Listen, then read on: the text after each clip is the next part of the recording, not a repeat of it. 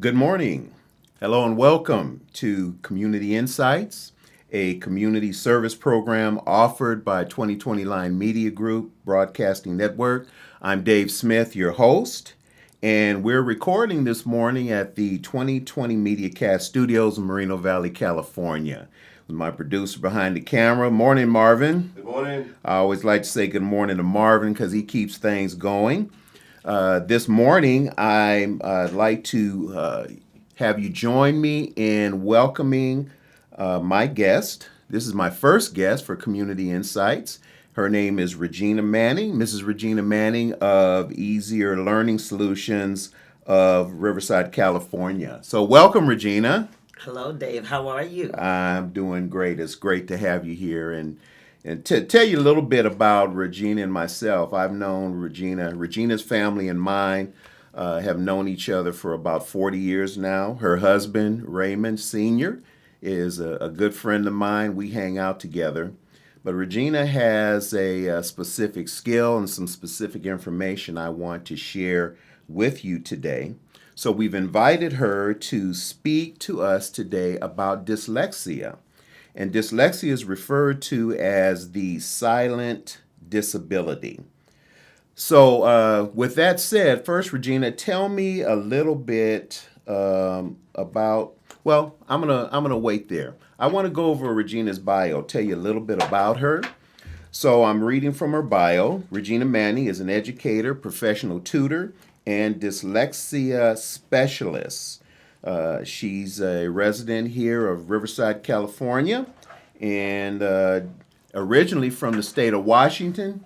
She and her husband Ray moved to California 35 plus years ago, right? Yes. All right. So Regina has a background in the financial industry and in the educational systems. She's a teacher, and I think teaching, Regina, has always been your passion, wouldn't you say?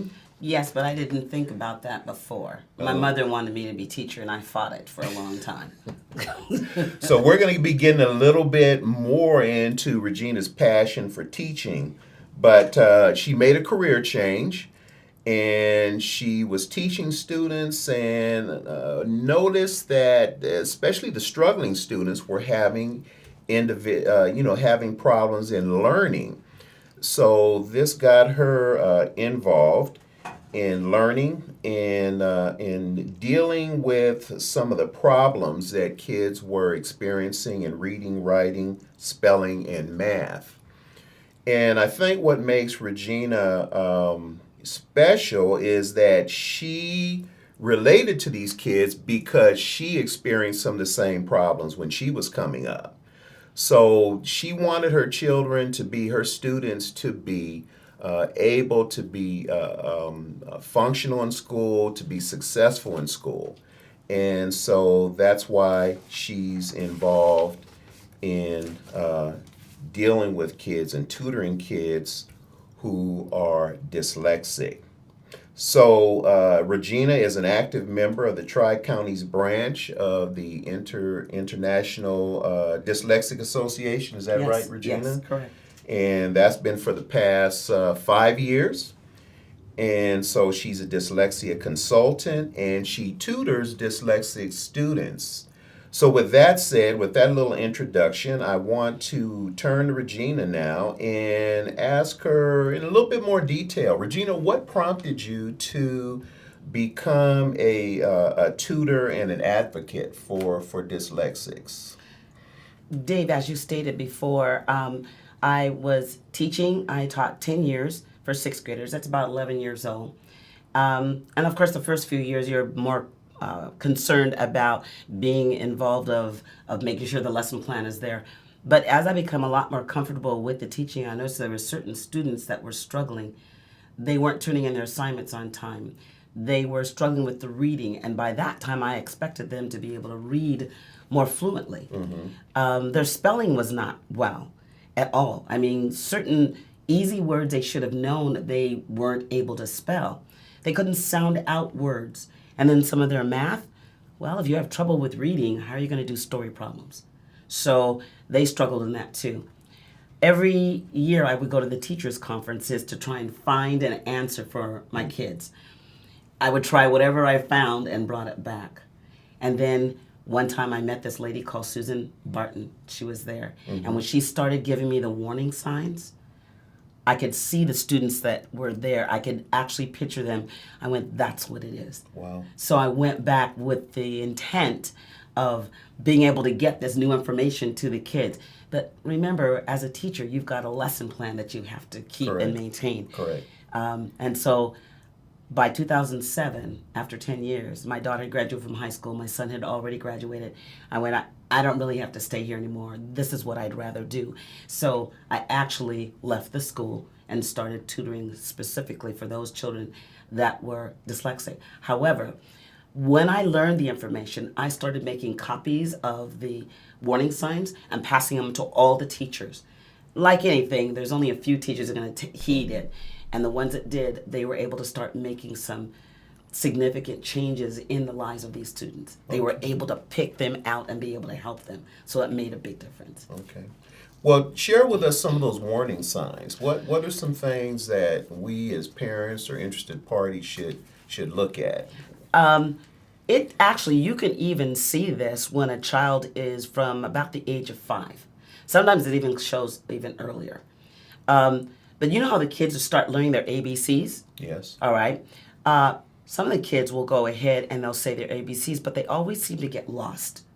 They can't say it without singing it. They will skip maybe a few letters.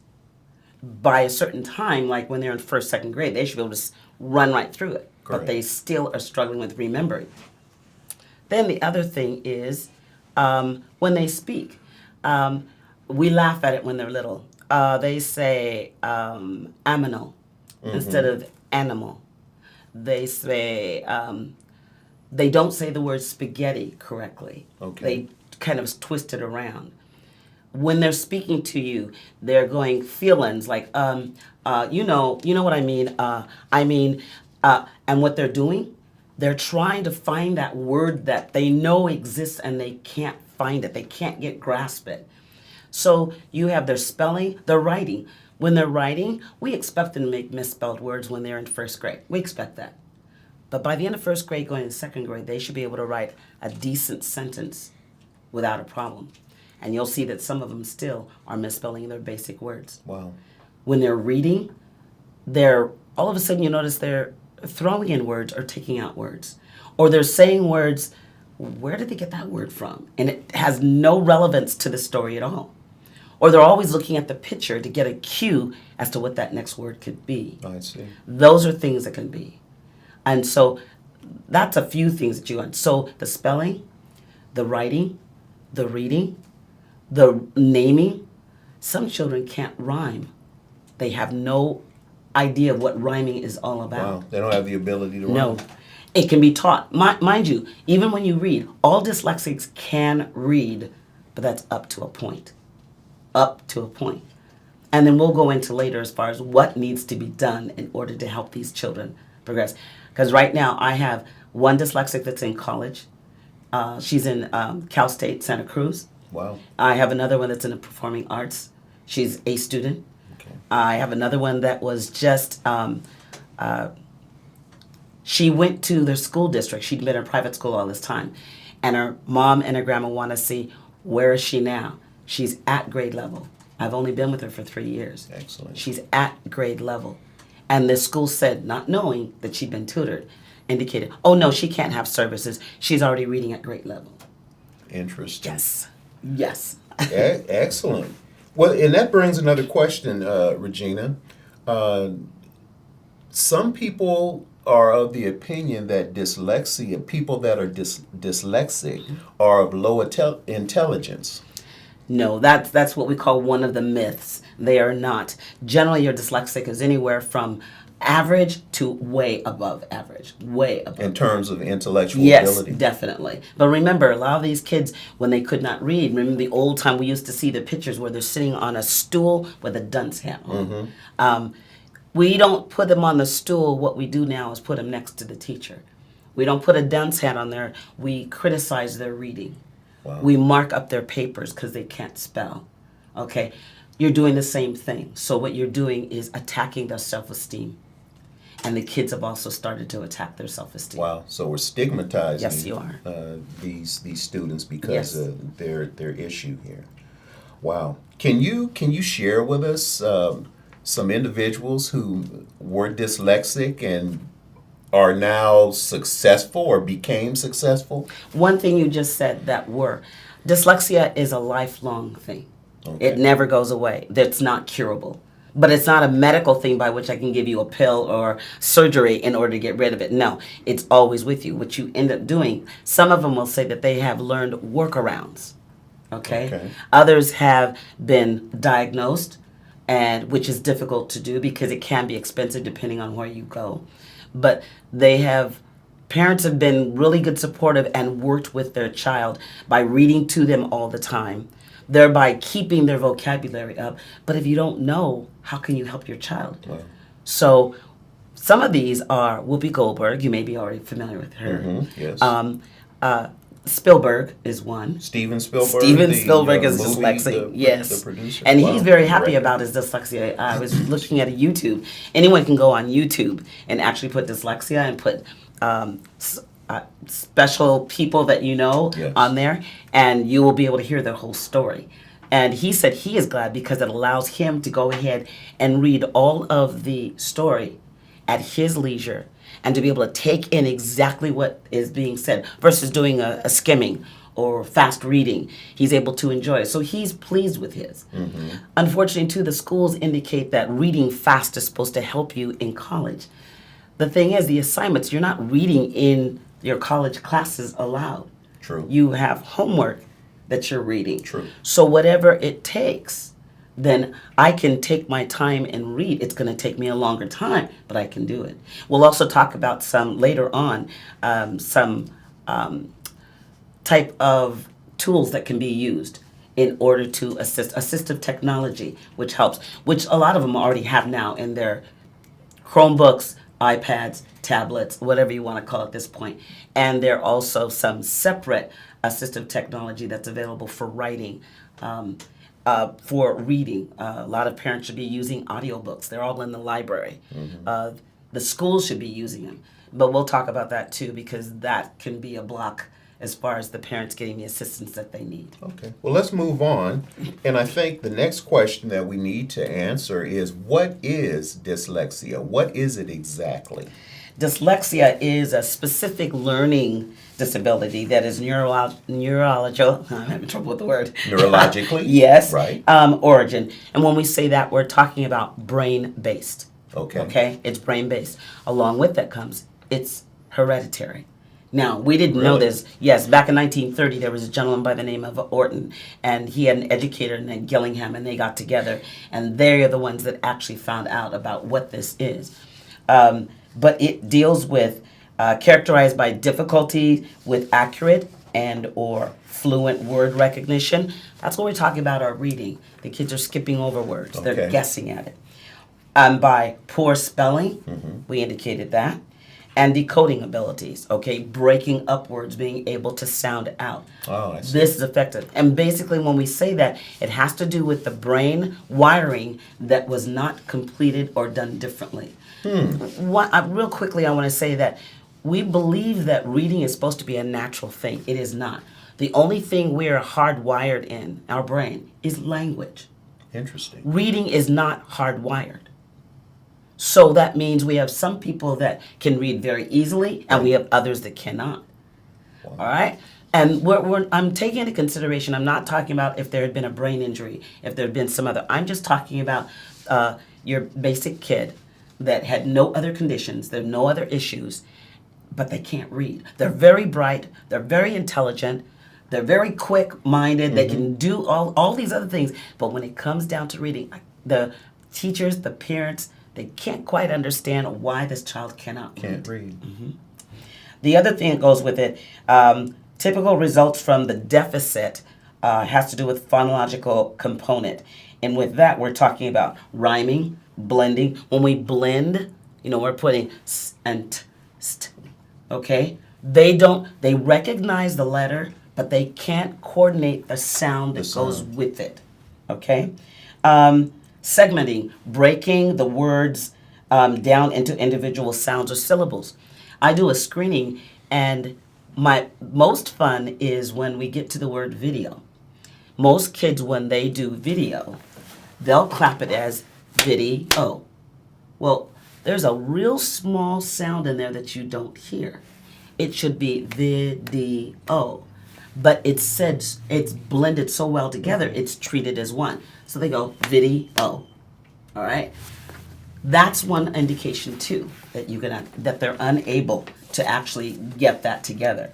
But they can be taught, and they can, on all of these, the child can be taught to read, to blend, to segment, identifying syllables. It just has to be done by a specific type of person that is trained in this area. So this is what you do, basically. Yes, exactly what I do. When you're tutoring. Yes. I was so surprised about the number. And there's adults. I mean, like I said, dyslexia stays with you for the rest of your life. Okay. You never grow out of it, in other words. No. And you can't get a pill, like I said, or surgery. So going to a doctor is not going to be able to diagnose unless they're trained. Pediatrician, unless they're trained specifically in dyslexia, they won't know what to look for. Okay. Well, let's move on, and let's talk about what causes. What are some of the causes of dyslexia? The basic cause is really it's hereditary. There is a gene. The science has found now a gene that is linked to dyslexia. So science has isolated a gene that's linked to dyslexia. And as you know, now they're going to be looking on how they can manipulate, how they can take that out. In some cases, I think some of our people that have done very well don't want to have that taken away. That is who they are. Why would you take away my creativity? Okay? Now, you have some others that want to, how do you say, they want to separate and say that the gift that the dyslexics have, are you to tell me that they have the gift only because they have dyslexia? No. It's just like anything else. It's one other little tidbit that is there that helps them in the long run. Okay. So, but to get it, it's nothing, you can't catch it, all right? It can't be implanted in you by someone else. It is hereditary. Okay. Well, let's talk now about some of the effects of dyslexia. And you've briefly, you've kind of touched on it, what it does to self-esteem and that type of thing. Or is there anything else? Are there any other effects of dyslexia? The dyslexia, one other thing is comprehension for reading. When you're talking about that, the secondary consequences of having dyslexia has to do with problems in reading comprehension and reduced reading experience. Because if I can't read, the reading experiences that I would get from being able to experience, when we read other books, it takes us to a different level. Right. It takes us to areas that we would probably never be able to, okay? But if I have dyslexia and I can't read, I am now, that information, that experience is taken away. Well, it messes up your whole educational experience. Yes, because it you does. have to read to do any of the disciplines or subjects. You have to be able to read. And as I've already stated, it impedes the vocabulary. Now, if you have a parent, a friend, family member, anyone that is reading to this child that cannot read constantly, all the time, that vocabulary can maintain itself. It can be there. All right? Wow. But we're wondering about when you listen to children speak and you say they still sound like they're in third grade or they sound like they're second graders. That's because no one has taken any further. Now, on behalf of the parents, if the parent doesn't know, how can they help? Yeah. And if the school doesn't know, if they're not educated, they're only going to do the best that they can, which may not. I have been watching 12th graders graduate and still not able to read fluently. I've watched them go out. Wow. I've been at their graduation, and they still can't read fluently.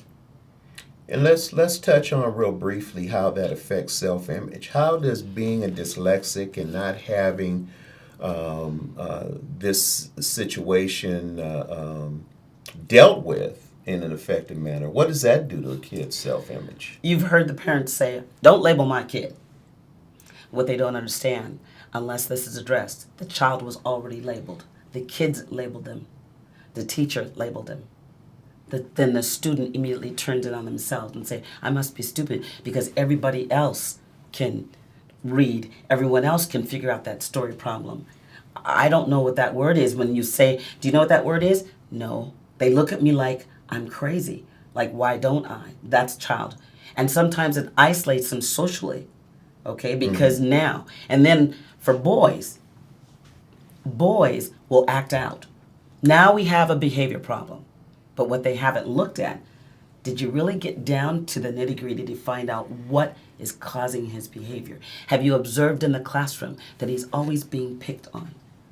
Has he acted out? I had a student that I was going to tutor. He told me, I will do anything to get out of reading. You know how the teachers do popcorn reading? Volunteer, I'll call on you, that type of thing. He said, I'll do anything. I'll go to the principal. It doesn't matter. And he was right. So he gets himself sent out of class because he doesn't want to read. Chet, think back on can't read. When you were at school, the class clown. Yeah. Think back. Every class has a class clown. Yeah, at least one. Yes.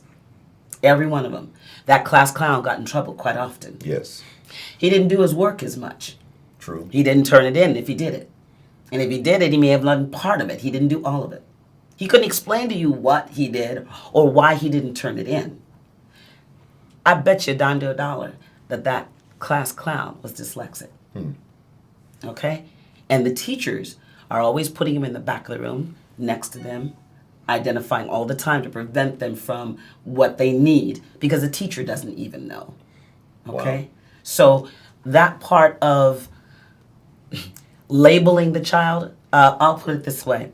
My husband, when he was going to school, elementary school, he was squinting. And you can always, now, child, the first time I see them squinting 2 times, my first question is, where are your glasses? That's what you need in order to, the tool you need to help you to be able to see so you can learn. Right. His dad was old school. Sissy, you don't need glasses. Until dad went to the eye doctor and the doctor said, you have to wear glasses. Then my husband got glasses and his grades just went up. Yes, because he sat in the front, but he's still squinting. Well, that's the same thing we've got going on with our dyslexic kids. They're squinting, so to speak, trying to figure out what those words are. When they were in first grade, they learned the shapes. So they've utilized that shape to try and fit the right word. Okay. But by the time they hit 3rd grade, they got 3,000 new words that are at them that now the shapes is not going to work. Wow. Does not work. So 3rd grade is really a turning point. That's right. For because kids. Up to that point, from 1st to 3rd, you learn to read, okay? And then when you get 3rd, you read to learn. If you have not made that, and sometimes it doesn't show up because sometimes the kids know how to just to fly under the radar, okay? Yeah, that's your charming kid that pretty much can get the teacher to kind of overlook this, right? By the time they hit 4th grade, for sure, and they are stuck. That is the reading level that they are at. They're continuing to advance. They're 4th, they're 5th, 6th, they're in middle school, they're in high school. They're still reading at they're stuck 3rd in grade level. And I have level. found, I had one of my students that was at 1st grade level and she was in 5th grade. You know, I want to address something, and thank you for that illumination. I want to address something you said a few minutes ago. You talked about boys. Is this a boy disability? No, it is, the number is equally between girls and boys. Wow. Only reason that boys is because, like I said, boys are rambunctious. They're the first ones to go ahead and act out. They're the most obvious to pick. Girls don't want to be noticed. Now, that's not to say all boys. I'm saying the majority. That's why they think that dyslexia must be a boy thing. No, it's not. That's false. Girls are very quiet. They want to remain hidden, and they don't want anyone to notice. So they may or may not have a friend that will help them. Because you remember, also, there's the kid that's saying, where are we? I'm lost. I don't know where. That student is always asking, huh? What was that? What were you asking? I don't know. Johnny, where are we supposed to be? So we need to look at those clues that are going on in your classroom. And as the teachers are walking around, look at their papers. Instead of judging that their question about what they're writing, look for the content. You have another time that you can address spelling. But your regular traditional way of teaching is not going to assist or help or improve you're dyslexic. Okay. They have to have a specialized type of person that is going to teach them. They need 3 areas all at the same time. It is visual, it is audio, and it is touching or kinesthetic. This is in the learning process. And they're learning. now For dyslexic them, they kids. need all 3 All going 3. at the same time. Simultaneously. Yes, they do. Okay. With that, you will see a significant improvement. I have one student, I saw him in November. By January, he was reading at 3rd grade level, and he was a 9th grader. By January, he'd already moved up to 5th grade level. Wow. Now, In each that child short is period of different. time. Right. But Sure. the thing, it has to do with the frequency of the tutoring, okay? And it is intense, and we're looking at an hour. So if we could tutor, if I could tutor a student 3 times a week, 1 hour each, all of the school year, plus the summers, within 2 years, the student could be at their, regardless of where they are. Are they at their grade level? Yes, Wow. Okay. yes. All right. Hey, I've got. We've talked about this, but tell us a little bit about this dyscalculia, dysgraphia, and the other learning disabilities. I was surprised to see that ADD and ADHD are all manifestations of, or can be They part can. of the whole process. Yes, it can. That exactly. The way you said it the second time is correct. If you're ADHD, you are not automatically dyslexic. Okay. However, dyslexic can have an attachment of ADHD. Okay. Okay, attention deficit, hyperactivity.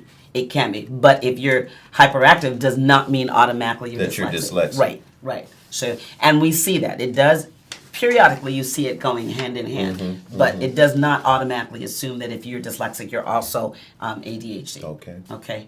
And those are 2 different issues, so they need to be addressed differently. Okay. Okay.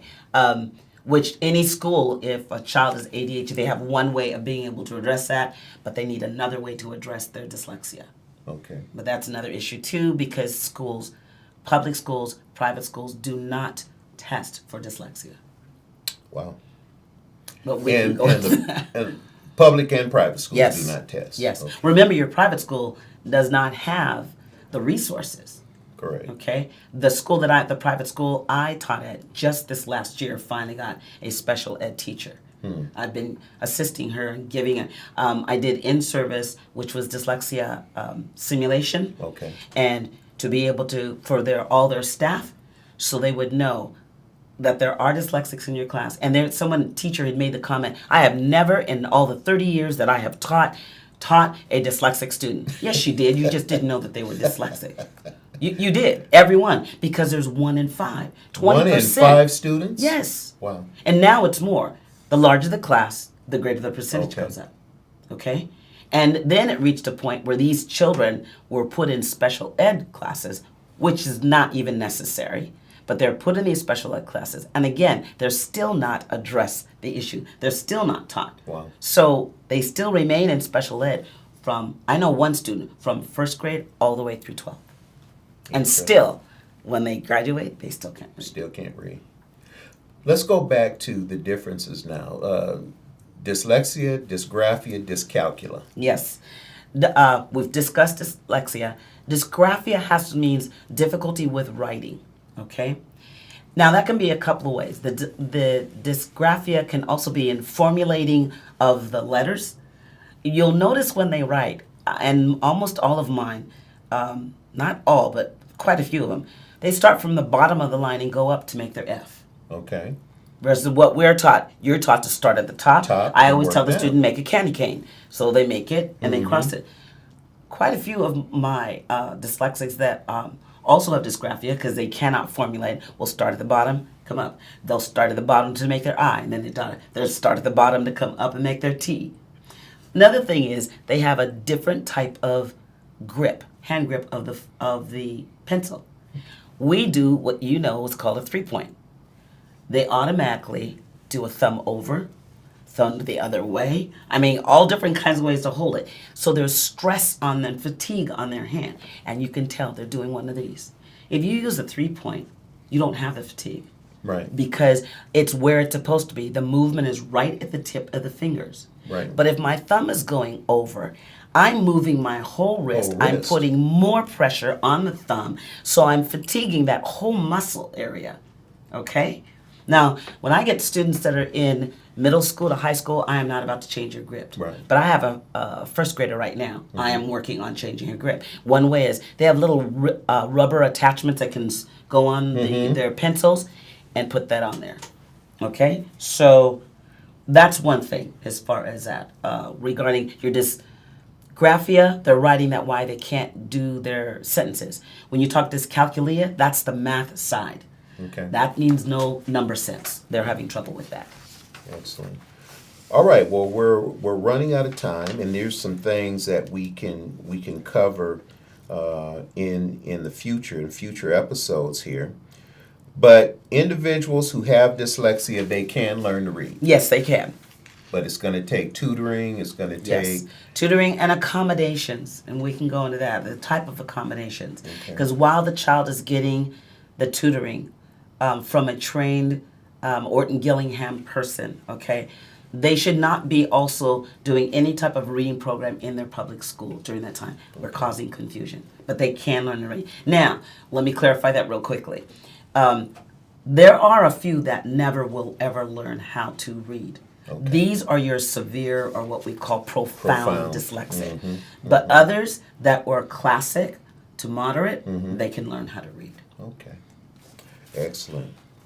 Well, Regina, this has been an enlightening conversation today about a disability that many people don't understand. It's not understood by parents or our school systems or our community at large. So thanks for joining us today to share with us your experience and what you're doing in the educational field regarding this misunderstood disability. If someone checking out the program today, listening or watching, want to contact you, is there a contact point to get in touch with you? I always tell everyone to go ahead. You can go through my email right now. I'm working with the gentleman as far as getting a website together. Okay. But it's Regina Manning 12@gmail.com. So Regina Manning 12@gmail.com. They Correct. can get in touch with you. Okay. And in the subject line, put inquiry, tutoring inquiry, or dyslexia inquiry. That way my eye will go straight there, and I'll be able to read and follow up with you. Okay. Well, this has been great, and the next time we're going to be talking to you about a little bit more about dyslexia and advocacy, what parents can do who don't know where to go, how they can get resources and work with their schools to affect in a positive way their children's education. So we appreciate you being here today. I've really learned a lot, and as always, want to encourage you to keep going, and we know that you will. So that's it for today, and we hope that you'll join us for our next segment of Community Insights here as we continue to deal with aspects in the community, subjects of interest here on 2020mediagroup.com. Thanks, everybody. We'll see you next time.